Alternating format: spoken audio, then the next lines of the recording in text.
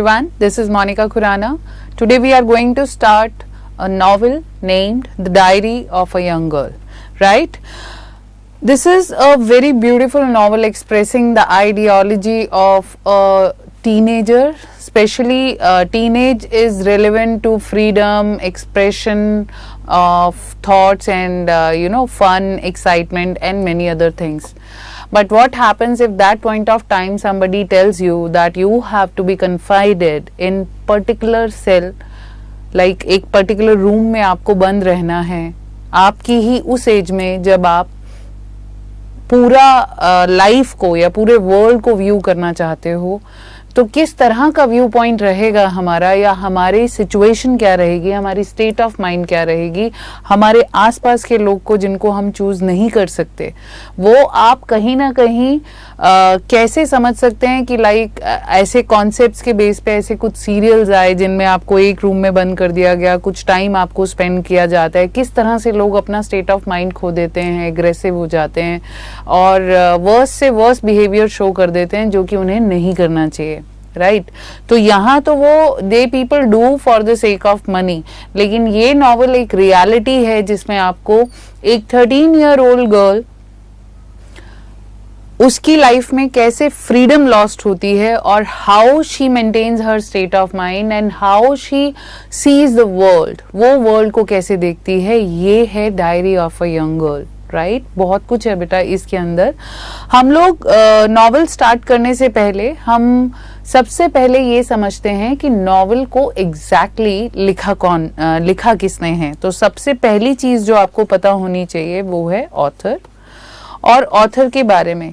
अच्छा, जनरली हम क्या करते हैं बेटा कि हम ऑथर के बारे में पहले आपको सब कुछ बताते हैं। जो हमारा राइटिंग पैटर्न है वो ये होता है, या एक्सप्लेनिंग पैटर्न ये होता है कि हम ऑथर को पहले डिस्कस करते हैं आपके साथ। अबाउट द ऑथर हमने हर चैप्टर में आपके साथ डिस्कस किया, but this is you can say a sort of autobiography, like एक डायरी है जो बच्ची रोज एक सिर्फ डायरी के दम पर उसने अपनी लाइफ के वो 2 years निकाले जिस स्टेट में अच्छे से अच्छा इंसान अपना स्टेट ऑफ माइंड गवा सकता है।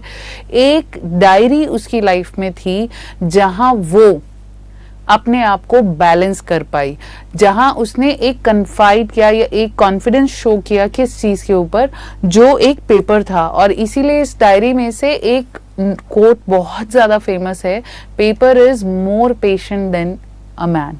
आप किसी ह्यूमन बीइंग पे ट्रस्ट इतना नहीं कर सकते और पेपर में आपको सुनने की ज्यादा पावर होती है और अल्टीमेटली डिसीजन आपने खुद लेना होता है अपनी लाइफ में। हम किसी से भी अगर बात करते हैं तो हम सिर्फ अपनी बातों को कह रहे होते हैं, दूसरों के डिसीजन को हम अपनी लाइफ में या एडवाइजेस को इम्प्लीमेंट नहीं करते। अल्टीमेटली कॉन्वर्सेशन के दौरान जो कुछ भी रिजल्ट आता है आप चूज उसी को करते हो जिसमें आपका मन मानता है।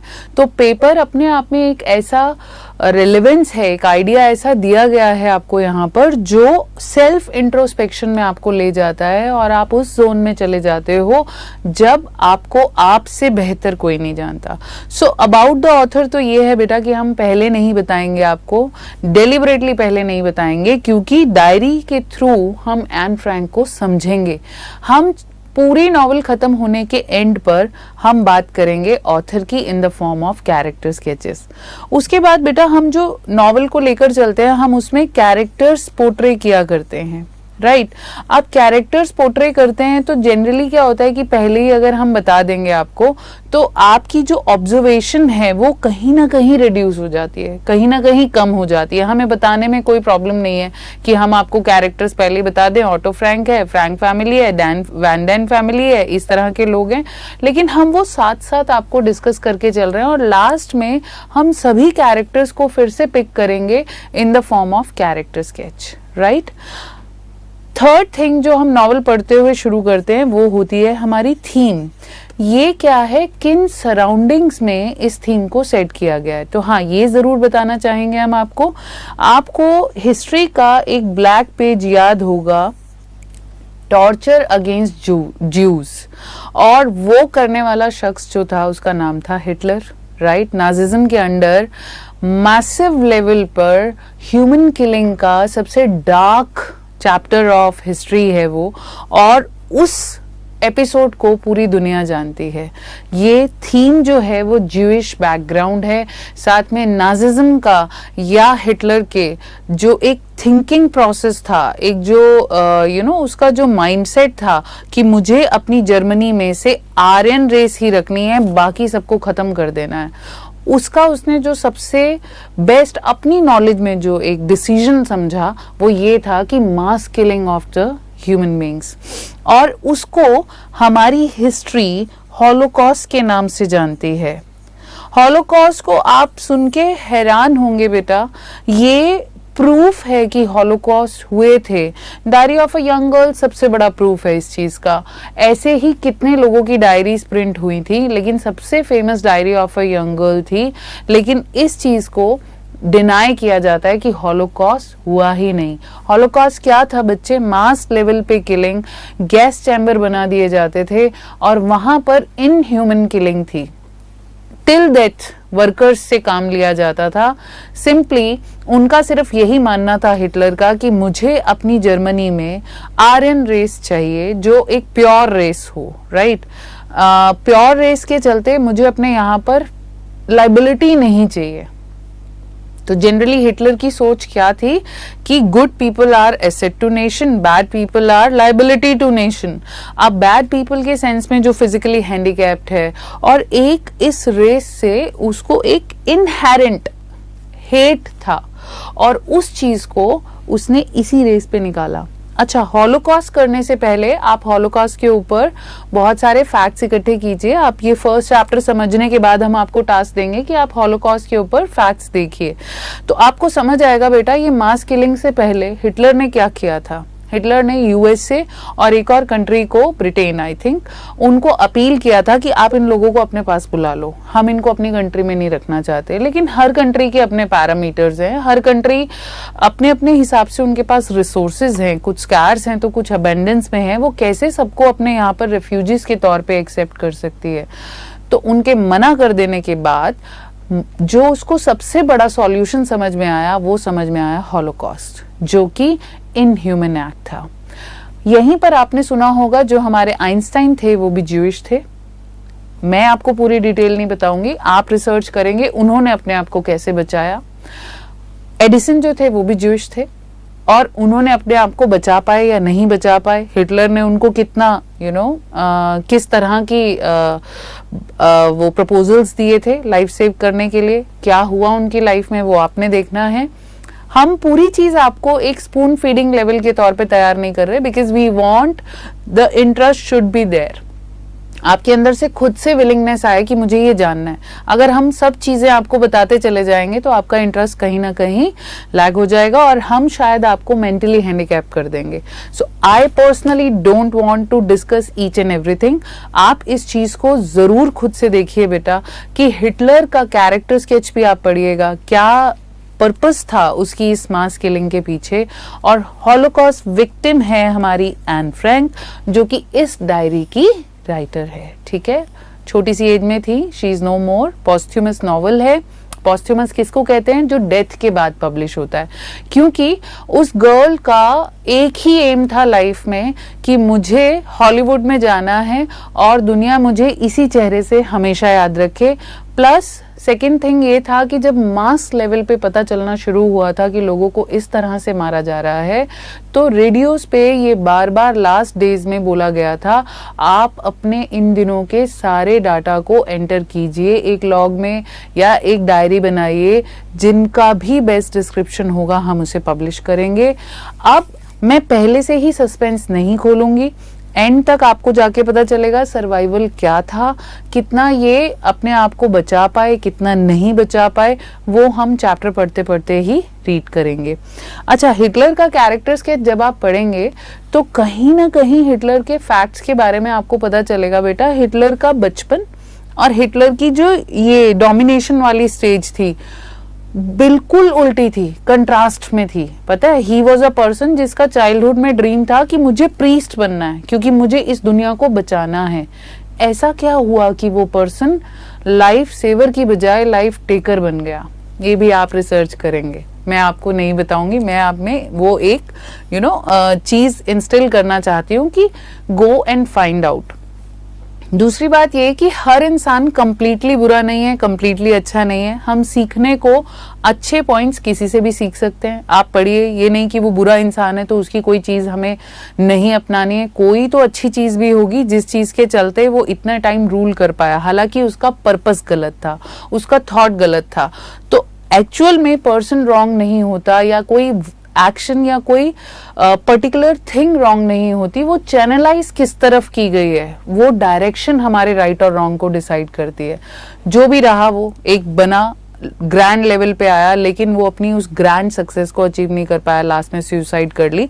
सेकंड फैक्ट ये कहा जाता है कि ज्यूइश से हेट करने का उसका रीजन एक भी था कि जब वो अपने स्कूल टाइम में था तो बहुत ही जिसे आप बोलते हो ना इनोसेंट और वो चुप रहने वाला, सबमिसिव पर्सनालिटी वाला, लोगों से जो इजीली वो हो जाता था, लाइक अफेक्ट हो जाता था, इस तरह की पर्सनालिटी थी हिटलर की।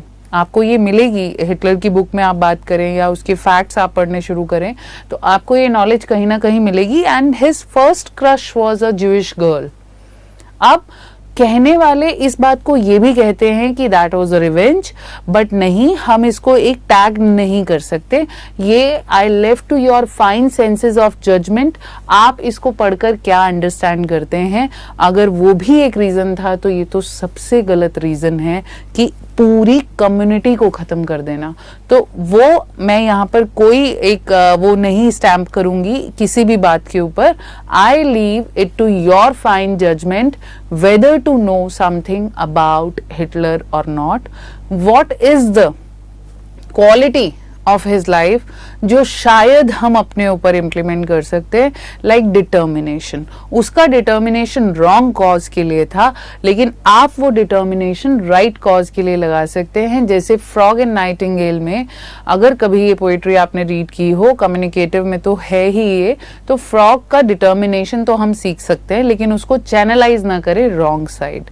Okay, second most important thing which I come to know from Hitler's life, that is never ever share your secret with anyone. Why? Because आप अगर अपने सीक्रेट खुद होल्ड नहीं रख सकते तो never expect from any other person to keep your secret as secret, क्योंकि जब ये लोगों में जाएंगे तो वो obviously क्या बनेगा, टॉपिक ऑफ या टॉक ऑफ द टाउन, 2 से 3, 3 से 5। तो आप अपने अपने लेवल सीख सकते हैं। So let's know about Anne Frank. Anne Frank का पूरा नाम था Anneliese Mary, nickname Anne Frank. She was born in German city of Frankfurt.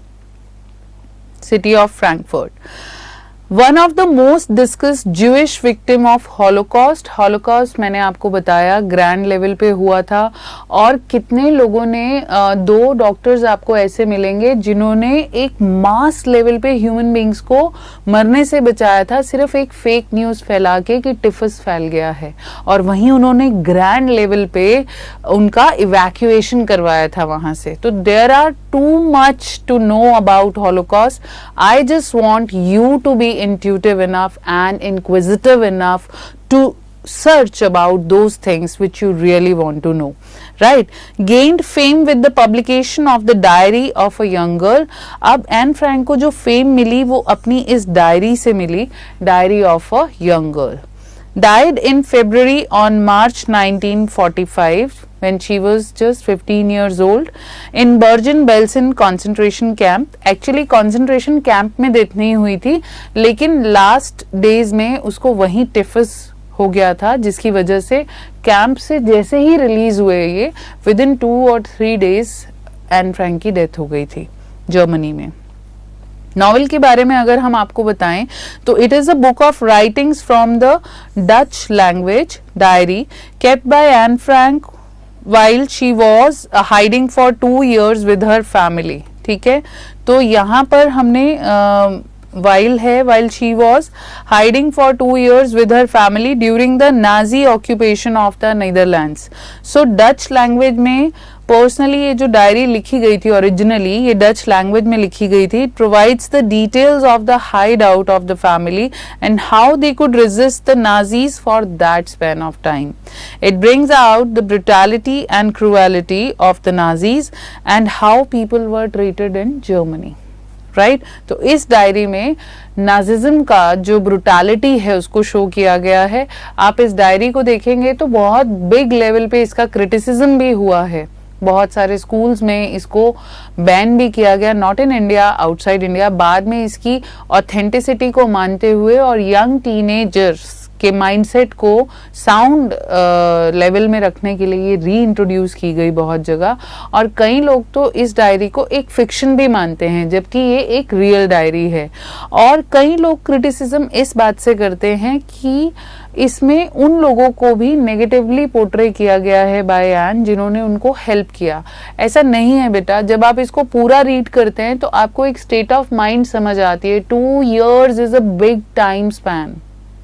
आप जब एक ऐसे माहौल में रहते हैं जहां आप किसी को पसंद नहीं करते, डे एंड नाइट आपको बस उन्हीं लोगों को फेस करना है, अपना क्रिटिसिज्म सुनना है, that too at very young age, you know, जो होती रिबेलियस है. उस समय में जब हर कोई, बड़े लोग भी अपना स्टेट ऑफ माइंड या टेम्पर लूज कर रहे हैं, एक बच्ची अपने आप को बैलेंस स्टेट में रखती है. होती है कभी कभी गुस्सा भी, लेकिन किस तरह से उसके ड्रीम्स और उसकी लाइफ में अभी भी अपॉर्चुनिटी उसको फील होती है कि वो कुछ करेगी, उसने उम्मीद नहीं छोड़ी अपनी लाइफ में, ये हम इस चैप्टर में से देख सकते हैं. अब डायरी के बारे में अगर हम जाने तो किटी रेड डायरी है, यानी कि आपको ये समझना है बेटा, डायरी इसने ना पर्सोनिफाई की है अपनी लाइफ में. एन फ्रैंक के लिए डायरी एक पेपर नहीं था, डायरी एक फ्रेंड थी, डायरी एक पर्सन था जिससे वो अपने मन की सारी बातें करती थी, और इसका नाम उसने किटी रखा था. That was gifted to Anne Frank on her 13th birthday on June 12, 1942. ठीक है, तो ये जो उसको मिली थी कब, June 12 को, उसके बर्थडे पे, by her parents. The diary was named as Kitty as Anne considered it very valuable and regarded it as her closest friend.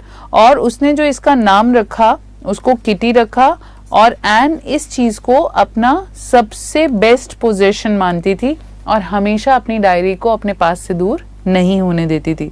She expressed all her thoughts, feelings and details of the struggle of the 8 Jews living in hiding in the secret annex. Secret annex क्या है बच्चे? एक ऐसी जगह where they were inhabiting या where they were living secretly, जहां पर एक ऐसा प्लेस बनाया गया था जहां बाहर से तो कुछ नहीं पता चलता था कि यहाँ लोग रह सकते हैं, लेकिन they were living in that particular house.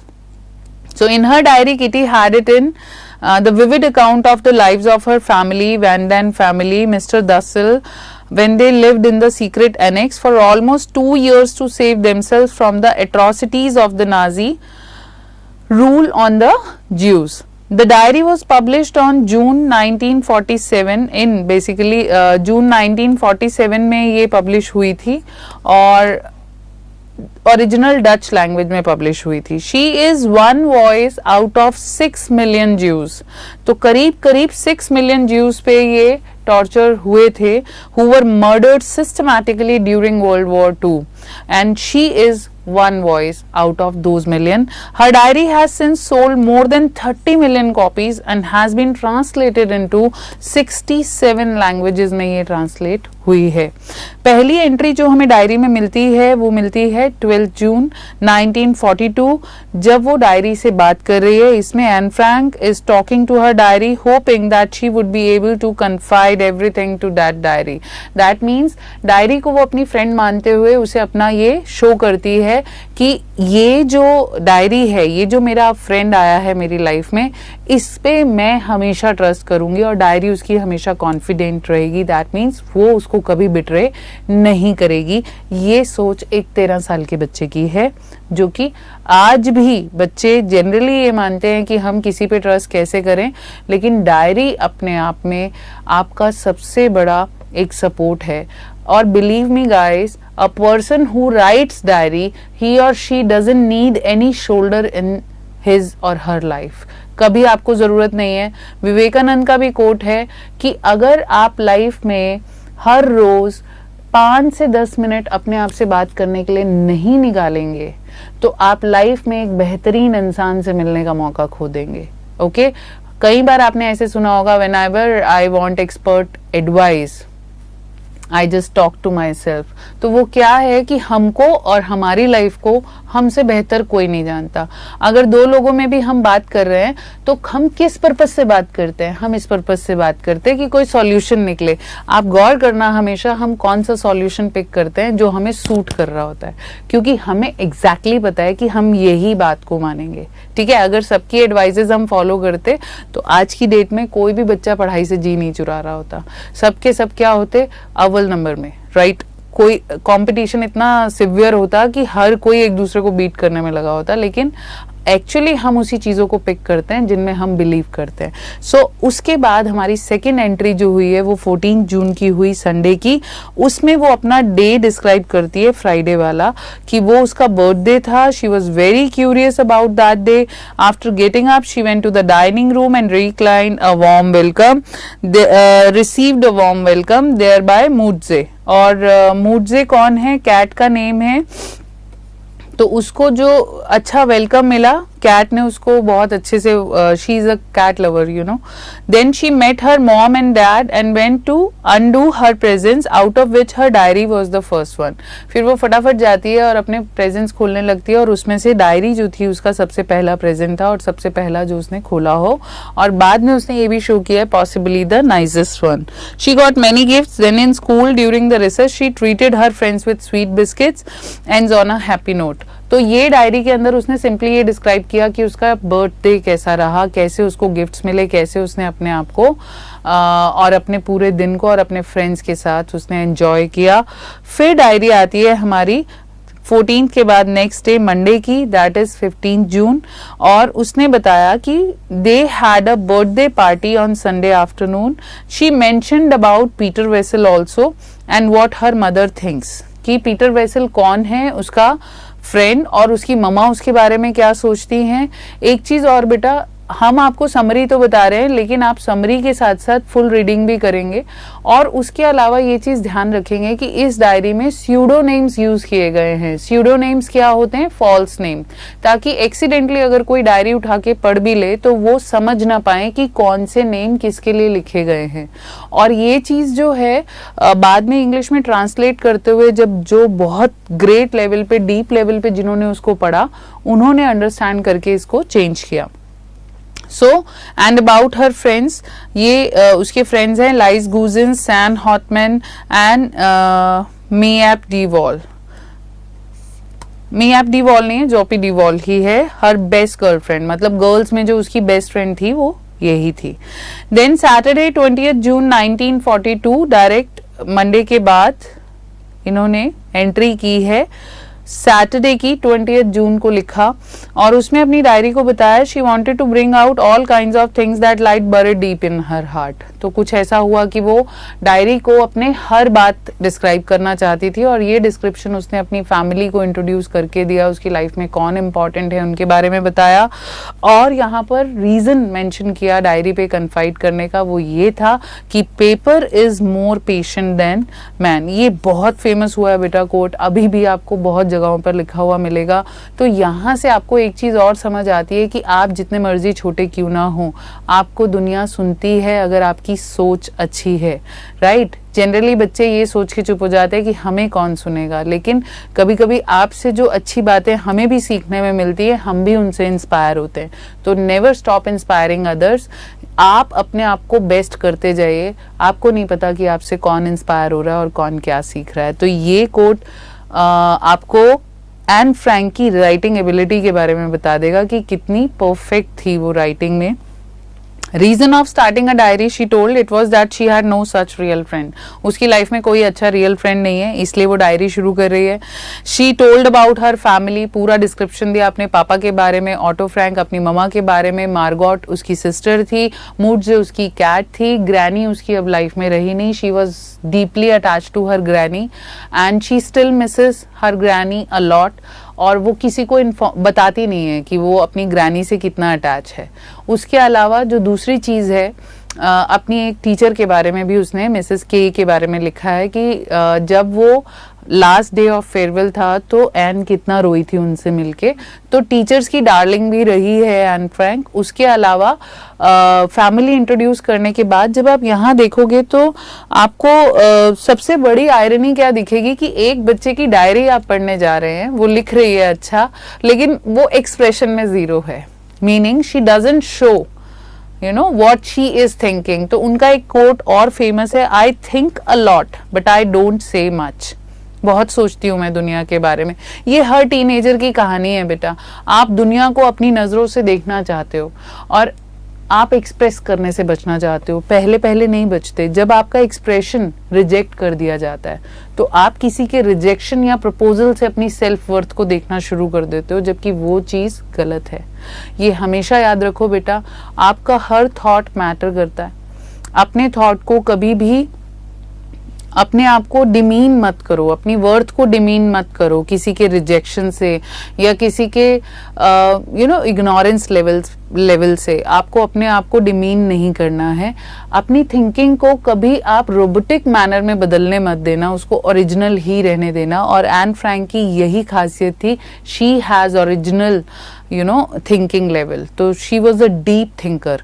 Reason of starting a diary I told you, strings of 30 people whom one might call friends। तो अपनी फैमिली के बारे में बताती है और कहती है करीब करीब 30 people हैं मेरी लाइफ में जिनको फ्रेंड्स कहा जा सकता है, लेकिन उनमें से एक भी ऐसा नहीं है जिन पे ट्रस्ट करूं। She wanted diary to be her friend, named her diary as Kitty। Has mentioned about her family history. उसने अपनी फैमिली हिस्ट्री भी बताई, कैसे अपने पापा मम्मी की शादी हुई, उसके पापा मम्मी की मार्गोट लाइफ में आई, फिर वो कहीं और पढ़ती थी, अब उसके बर्थडे पे एज अ प्रेजेंट उसको वापस बुलाया गया। तो ये सब चीज़ें बेटा डिटेल्स हैं, हम समराइज फॉर्म में आपको एक्सप्लेन कर रहे हैं, आप उसको रीड कीजिए साथ साथ। 1 चैप्टर एक दिन में हमसे समझ के रीड करेंगे, बहुत अच्छे लेवल से आपको क्लियर हो जाएगा। She mentioned about sufferings of Jews, किस तरह से ज्यूइश को सफ़र करना पड़ता था, ये ज़रूर हमने आपको पूरा लिखा है क्योंकि इस पे क्वेश्चन भी आता है। अब ज्यूज को बैन किया जाता था ट्राम्स वगैरह में जाने से। ट्राम आज हमारे यहाँ पे तो अब मेट्रोज वगैरह चलती हैं, पहले स्मॉल ऐसा एक ट्राम होता था, इसी तरह का कन्वेंस होता था जिसको ट्राम बोला जाता था, और उसमें ज्यूज का बैठना बैन था और कोई भी ज्यूइश ड्राइव नहीं कर सकता था, were forbidden to drive. Allowed to do their shopping between 3 to 5 o'clock, 3 से 5 के बीच में ही वो शॉपिंग कर सकते थे। ज्यूज को 8 बजे के बाद बाहर निकलना अलाउड नहीं था रात को। 8 PM के बाद they were not allowed to go outside, they were not allowed to sit in their own gardens. In fact अपने घर के गार्डन में भी उनको 8 बजे के बाद बाहर निकलना बैन था। They were forbidden to visit places of entertainment, किसी भी एंटरटेनमेंट प्लेसेस पे ज्यूइश का जाना बैन था। कोई पब्लिक स्पोर्ट्स में ज्यूज को पार्ट नहीं मिलता था, वो नहीं ले सकते थे, जितने मर्जी टैलेंटेड हों वो किसी स्पोर्ट्स एक्टिविटी में पार्ट नहीं ले सकते थे। क्रिश्चियंस यानी कि चर्च वगैरह में भी उनका विजिट करना बैन था, और भी बहुत सारी रिस्ट्रिक्शंस थी। कुछ पर्टिकुलर शॉप्स ही थी जहां से वो शॉपिंग कर सकते थे जो कि ज्यूज की ही थी। और उसके अलावा अगर कभी कोई फाइन रेस रोड से निकलती थी तो उनको वहां से हेड डाउन करके एकदम उनकी नजरों से दूर होना पड़ता था।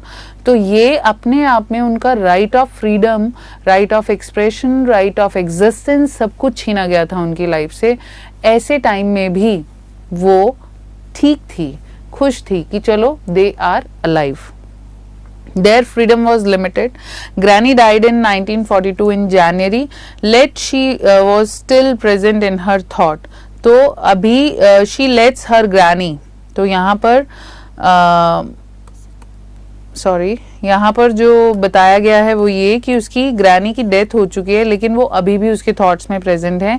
एंड टेल्स अबाउट मिसेस के टीचर जो फेयरवेल के टाइम में उनसे मिली थी। तो this was all about the entry on 20th June Saturday, जिसमें उसने पूरा इंट्रोडक्शन दिया है अपनी लाइफ का डायरी को। अब सैटरडे 20th जून में ही 2 डायरीज लिखी हुई हैं। ये फिर से सेकेंड डायरी जो सेम डेट के अंडर उसने लिखी। एंड ने यहाँ पे क्या बताया, अपनी लाइफ को बहुत खुश बताया। She is not complaining at all. तो एन का कैरेक्टर कंप्लेनिंग बिल्कुल भी नहीं है, भले ही उसको लाइफ में कम मिला, लेकिन she is happy with the breaths she was getting, या she was happy with that breaths, you know, जितना भी मोमेंट उसको लाइफ का मिला she was very happy. And Anne's life was filled with joys. वो अभी भी कह रही है कि उसकी लाइफ में जॉयज बहुत हैं, जैसे कि आइसक्रीम खाना, छोटी बच्ची है अभी 12 साल की 13 साल की, तो अभी उसके लिए यही सब चीजें लाइफ में बहुत इंपॉर्टेंट है। दैट सर्व द जूस, उसी शॉप से जो जूस को ही सर्व करते थे। अब क्योंकि टीनेज हो रही है, उसे बॉयज से डील करना आ रहा है जो उसमें इंटरेस्ट ले रहे हैं। If one of them offer to bicycle home, और इस डायरी में उसने प्रॉपर ये शो किया है कि कुछ लोगों को अब वो पहचानना सीख गई है। अगर कोई बॉय उसको बाइसिकल यानी कि कंपनी के लिए ऑफर करता है, और अगर उसमें इसको इनोसेंस दिखती है या इसको लगता है कि वो पर्सन सही है, तो ये बिल्कुल उसकी लुक्स वगैरह पे नहीं जाती और उसको एग्री कर जाती है उसके इस प्रपोजल को कि बाइसिकल ओके साथ साथ घर तक चलते हैं, सिर्फ इस कंडीशन पे कि वो स्कूल सेशन उसके साइकिल पे आएगा। लेकिन जैसे ही when handed back her fallen item by the boy she would thank him and promptly change the conversation. तो वो बॉय को थैंक करती है और कॉन्वर्सेशन के टॉपिक चेंज कर देती है। लेकिन वहीं इसमें थोड़ा सा ये बताया गया है कि जब उसको बॉयज कुछ डिफरेंट इंटेंशंस के साथ मिलते हैं तो एट वंस वो उनको वहीं पे छोड़ के या निग्लेक्ट करके या उनको डायरेक्ट आंसर करके वहां से निकल जाती है। So she had good observation about wrong boys. When she comes to know about their intention she refuse to go further in their company. At other times she would pretend to be insulted and tell them to clear the way. तो she would tell them कि अब रास्ता छोड़ो, I won't go with you. तो बहुत ही clear mindset की दिखाई है छोटे होते से ही। और एक चीज जो आपको कई लोगों को अपने 40s 50s में भी जाके समझ नहीं आती, लोग बाहर के वर्ल्ड के बाहरी परसेप्शन से लोगों को खुश देखकर ये सोचते हैं कि सारी दुनिया बहुत खुश है, लेकिन बहुत टाइम के बाद जाके समझ आता है कि every person is alone you know in his और हर लाइफ। तो आपको अपने अपने लाइफ में ऐसा नहीं है कि दिख रहे हैं अगर आसपास बहुत सारे फ्रेंड्स हैं तो वो सब एक दूसरे में ट्रस्ट शो कर सकते हैं। They are living their temporary life, you know, they are living that moment temporarily, बस वो मेमोरीज बन सकती हैं। ये इसको अभी से ही इतनी छोटी एज में ही समझ है कि ठीक है फ्रेंड्स कहने को 30 स्ट्रिंग्स है, लेकिन कोई भी ऐसा नहीं है जिसे रियल फ्रेंड कहा जा सके। And she has prepared her mind in that way. उस चीज को लेकर ये सैड नहीं होती, सेल्फ पिटी शो नहीं करती, कंप्लेनिंग नहीं है, बस जो मोमेंट मिल रहा है उसको रियली एंजॉय करती है और आगे बढ़ जाती है अपनी लाइफ में। सो उसके बाद एंट्री है नेक्स्ट डे की, संडे 21 जून 1942।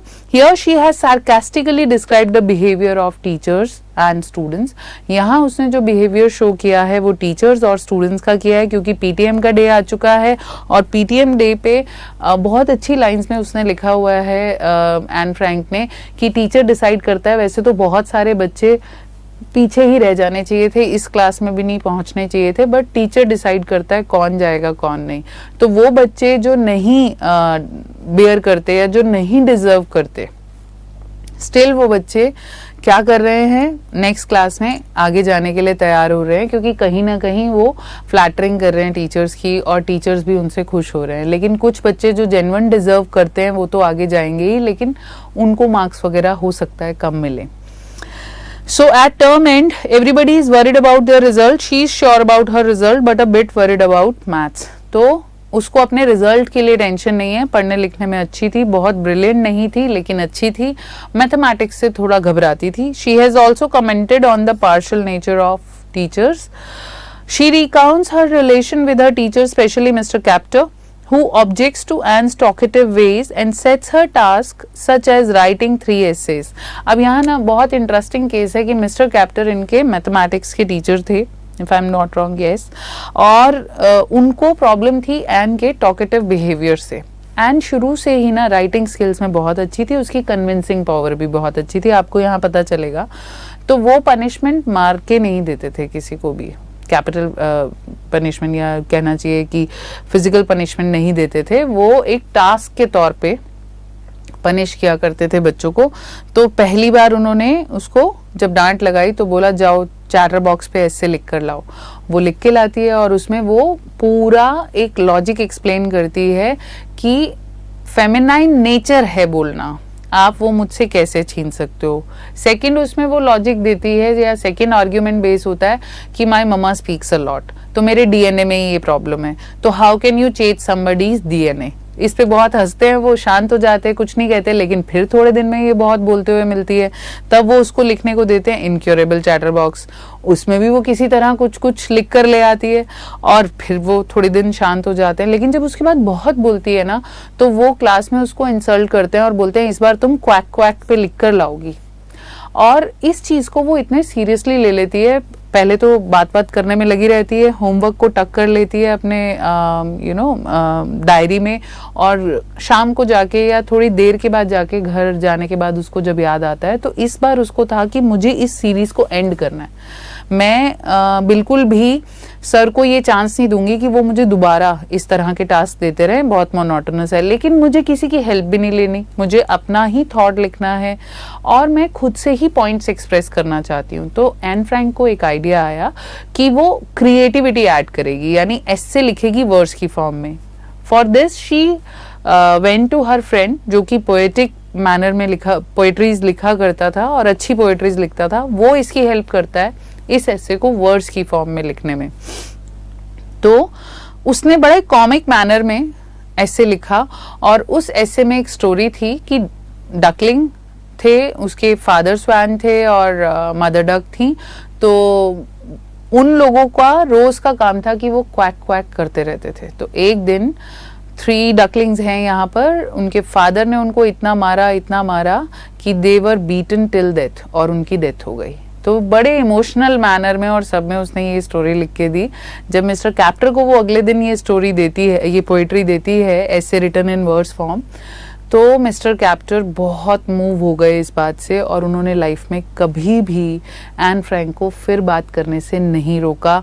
इनफैक्ट उन्होंने अपना टीचिंग पैटर्न चेंज कर लिया और वो बच्चों के साथ क्लास में मजाक किया करते थे। ये आपके 10th में चैप्टर भी है एन फ्रैंक की डायरी से, आप उसमें भी डिटेल पढ़ सकते हो। So let's read. Anne answered in a very comic manner arguing that talking is a feminine trait in the family, how can she change her trait.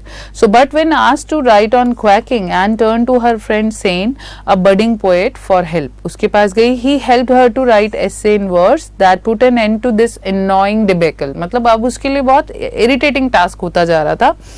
So it was about a mother duck and a father swan who had their baby ducklings. The baby ducklings were beaten to death by father because they chattered so much.